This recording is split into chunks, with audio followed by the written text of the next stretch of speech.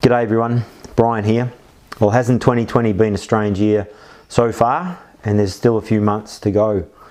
There's been no crowds. 2020 might stand out as a year with no crowds. No crowds at the football, no crowds in shopping centres, and no crowds on trains. It's been a very strange year. Crowds are something that many of us really enjoy. We enjoy the vibe of so many other people in one place, all enjoying the same experience, whether it's at a football or at a concert or even at church. And we miss the crowd when it's not there. We certainly miss it at a sporting event. We miss it at church. We miss being together, no matter how big or small the crowd is. And one of the reasons we love crowds is because it means that what we're doing is having an influence. What we're gathering for is impacting more and more people. And if you're trying to impact people, trying to have an influence, well, you probably want crowds to know what you're doing and to be taking that on board. Well, Mark chapter 3 tells us of a time that many people were crowding around Jesus. The Bible tells us not just people from Galilee either, that a large crowd from Galilee followed.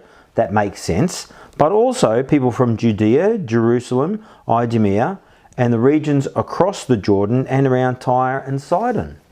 Now those names might not mean much to you, but let me just say, if you look them up on a map and realise that everybody's walking, maybe riding a donkey, but nobody's driving a car, some people travelled a long way to see Jesus.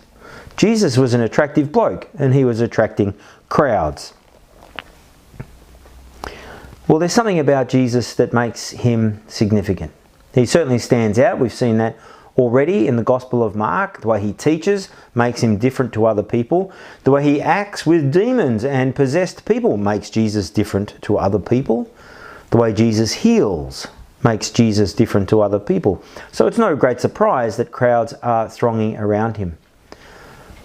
What might be a surprise in our age is to know that there are still crowds of people who are gathering around Jesus. Churches might look like they're getting smaller, and most are, but not all. Many are growing larger. Crowds of people are still gathering around Jesus in Australia and in every country on earth. Are you a part of such a crowd? We'd invite you to join us as we gather around Jesus at Heathmont Presbyterian Church, but certainly we'd encourage you to be a part of a crowd, small or large, wherever you live, of people who gather around Jesus. Here, the people were gathering from far and near. You are welcome to join with Jesus, and I hope that you might do that. If you want to know a bit more, leave a comment below. I'll be happy to respond to that. But have a great day, and I'll look forward to seeing you tomorrow. Bye-bye.